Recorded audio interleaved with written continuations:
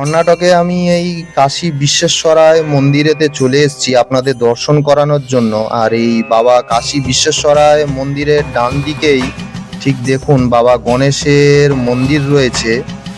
তার ঠিক বাঁ দিকেই রয়েছে নাগ দেবতা, নাগরাজ, বাসুকী, পঞ্চনাগ, অষ্টনাগ, মা মনসা সহ সমস্ত নাগ দেবতার থান। এখানে কালসর্প সহ বিভিন্ন নাগদোষ, মনসা মায়ের প্রকোপ থেকে বাঁচতে হলে এই নাগ দেবতার থানে সবাই পুজো দিয়ে যান। এই হচ্ছে প্রকাণ্ড অশ্বত্থ গাছ, তার নিচেই সমস্ত থান রয়েছে নাগ দেবতাদের, আপনারা দর্শন করছেন। এবারে চলুন আমরা গণেশ বাবাকে কাছ থেকে দর্শন করে দিই যতটা ভিডিওতে দেখানো সম্ভব হয়েছে। এবারে বাবা মহাদেবের বিশ্বেশ্বরায় মন্দিরের ভেতরে ঢুকে পড়লাম। মন্দিরে আপনারা চারপাশটা দেখছেন, মন্দিরটি অবশ্যই গ্রানাইট পাথর দিয়ে তৈরি করেছেন।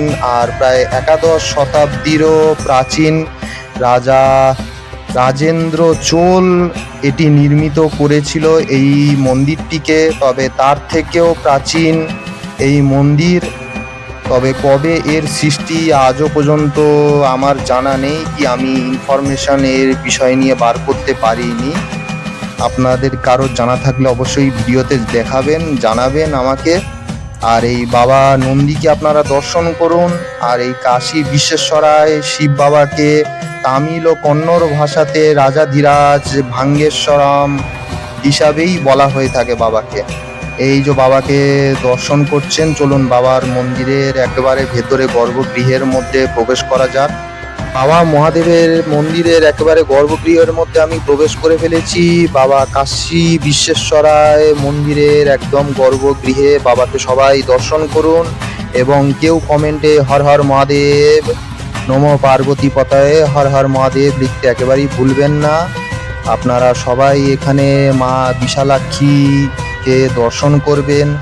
এবং এই যে দেখে নিন, এখানে বাবা কার্তিক রয়েছেন, বাবা গণেশের মূর্তি রয়েছেন, যা বহু বছরের প্রাচীন, তাই স্পষ্টভাবে বোঝা যায় না।